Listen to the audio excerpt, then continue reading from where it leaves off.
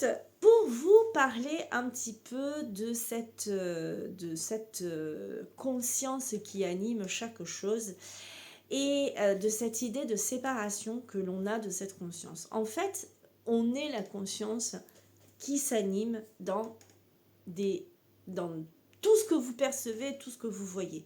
C'est-à-dire que la conscience est cette énergie, cette entité, cette énergie qui vient animer tout.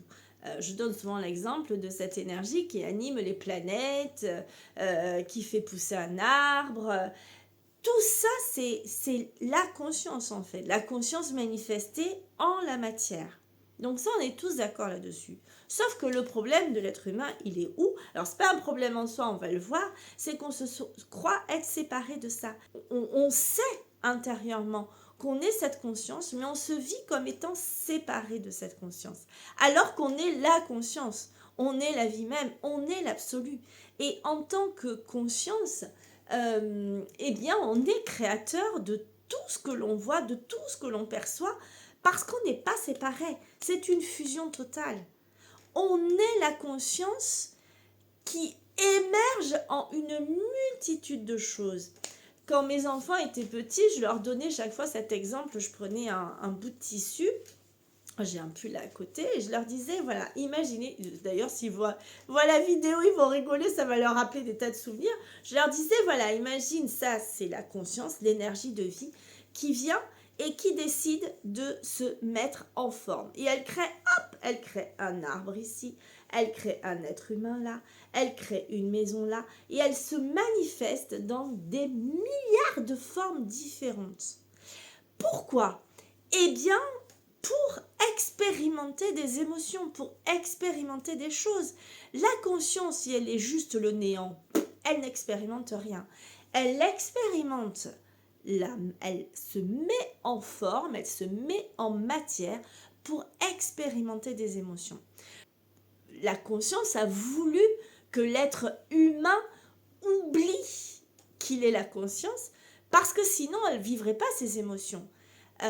Si vous saviez vraiment à 1000% que vous étiez la conscience, on serait tous pareils, on serait tous égaux, on serait tous dans une... voilà, ça serait plus drôle pour elle en fait. Ce qui est drôle pour elle, c'est d'expérimenter des choses. Sinon, elle ne se serait pas mise en forme. Elle resterait restée cette paix, cette tranquillité qu'elle est. Mais en même temps, elle veut pas oublier qui elle est. Donc, qu'est-ce qu'elle a fait? Elle a mis en forme des êtres humains qui sont conscients de ça. Je l'expérimente comme ça parce que c'est même pas comme ça que c'est en fait. C'est tout instantané en même temps. Des gens conscients, des gens pas conscients, mais tout ça c'est tellement difficile à exprimer que c'est pas exprimable. Vous savez, je dis souvent comment décrire le parfum d'une rose si vous l'avez pas senti, vous pouvez pas décrire le parfum d'une rose. Eh bien, décrire ça, ce que c'est, la perception que j'ai de cette conscience, on parle de réalisation de soi, je peux pas l'exprimer, c'est pas exprimable, c'est ça, c'est tout ça en fait. Donc j'essaye de mettre en mots et j'essaye au travers du yoga, de le poser et de faire vivre ça. Et ça, on le sent et on peut le vivre que si on vient dans cette tranquillité. C'est vrai que ça passe beaucoup par la relaxation, la méditation. Quand vous avez quelqu'un qui vous guide dans la méditation telle que moi je l'aperçois, c'est-à-dire dans ma façon, dans ma vision non duelle, la vision non duelle, c'est une vision justement d'unité, où il n'y a pas de séparation entre l'être humain, entre la conscience, tout ça c'est un. Mais on se vit séparément. Beaucoup d'entre vous savez ça, mais on ne le vit pas en tant que tel. On ne le vit pas, on en a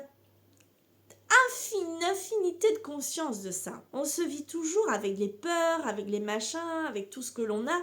On ne se vit pas en tant que conscience, on se vit toujours en étant séparé.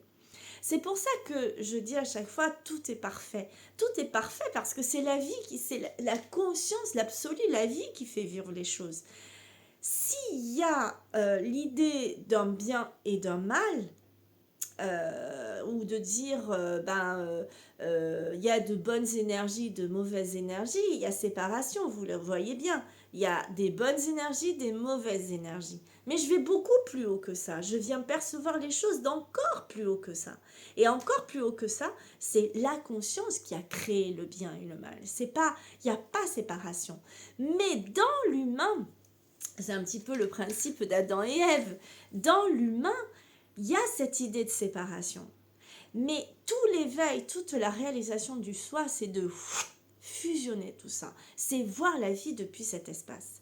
Alors forcément, la conscience, elle s'amuse, elle le joue à expérimenter des choses, à faire des expériences. Donc du coup, si dans les moments émotionnels, on vit son émotionnel. Quand j'ai eu tout le tracas avec ma maman, il y a tout cet émotionnel qui est là. La fille en souffrance de voir sa maman aussi mal, évidemment que c'est là.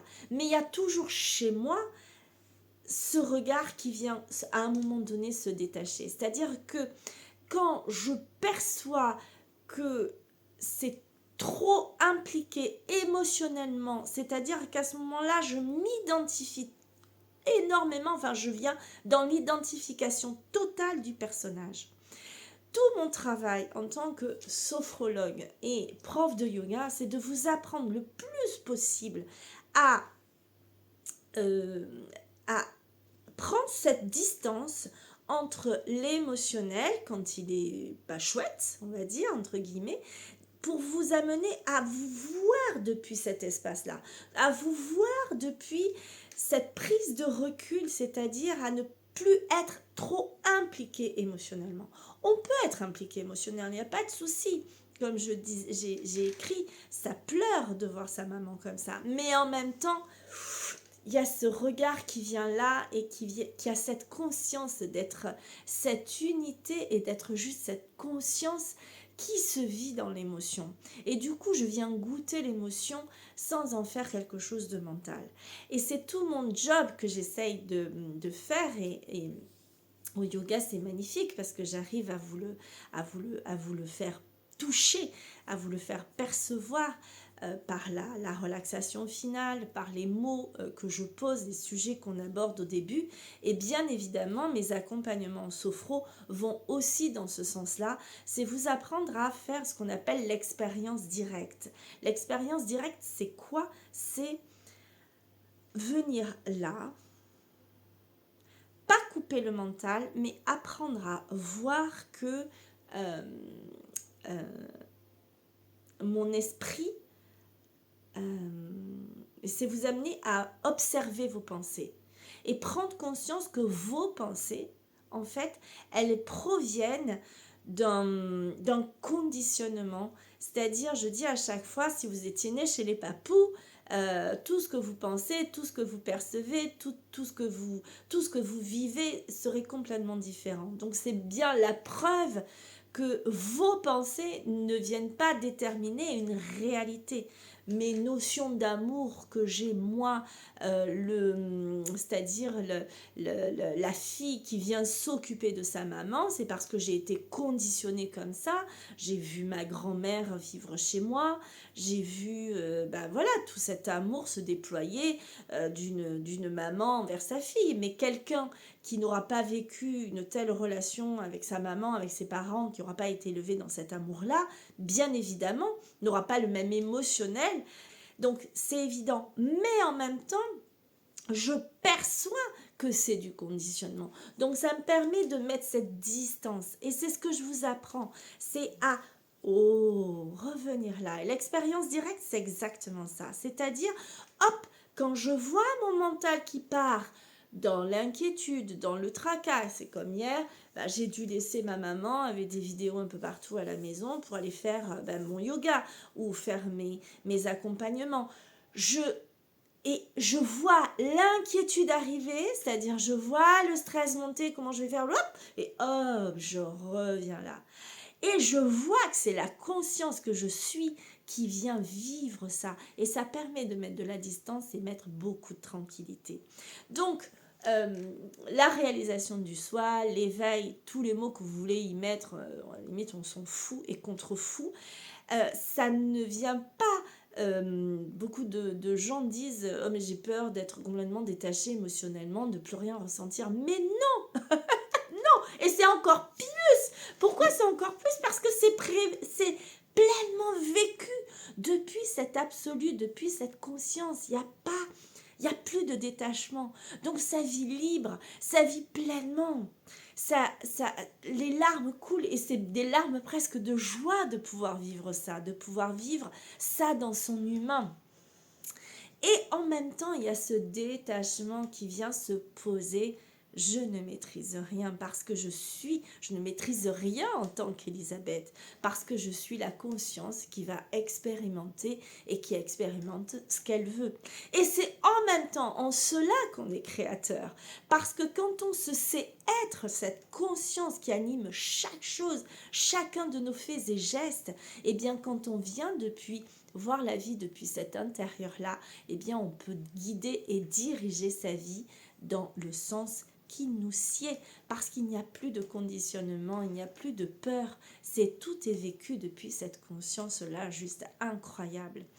Alors, je vous le redis, si tout ça, vous avez envie de l'expérimenter avec moi au travers du yoga ou à travers de mes accompagnements en sophro, parce que mes accompagnements sophro, je les fais vivre depuis cet espace-là. C'est-à-dire, je me suis approprié ma sophro. Alors, oui, je suis sophrologue, mais je ne vais pas travailler la sophro comme on me l'a appris à l'école des sophrologues. Voilà, je ne travaille pas de cette façon-là. Je me sers des outils de sophro, la méditation, la relaxation, la respiration, la visualisation créatrice, l'hypnose, puisque vous le savez, en sophrologie, il y a une part d'hypnose. On amène les gens dans cet état d'hypnose consciente, en fait, dans cet entre-deux, dans cet espace, par le ton de la voix qui s'abaisse, comme je fais au yoga, où on vient ici, il y a cet espace entre la veille et le sommeil, où on vient poser des inductions positive bien sûr.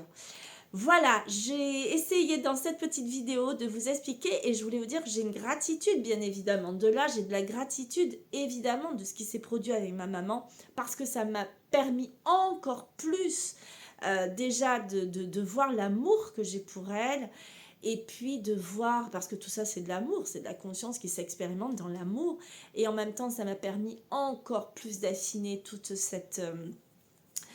cette conscience que j'ai, toutes ces perceptions, mais donc tout ce qui vous arrive dans la vie, en fait, c'est juste pour vous amener de plus en plus vers la tranquillité, vers l'amour et vers tout ça, en fait. Prendre conscience de qui vous êtes en dehors de vos schémas, en dehors de tous vos conditionnements.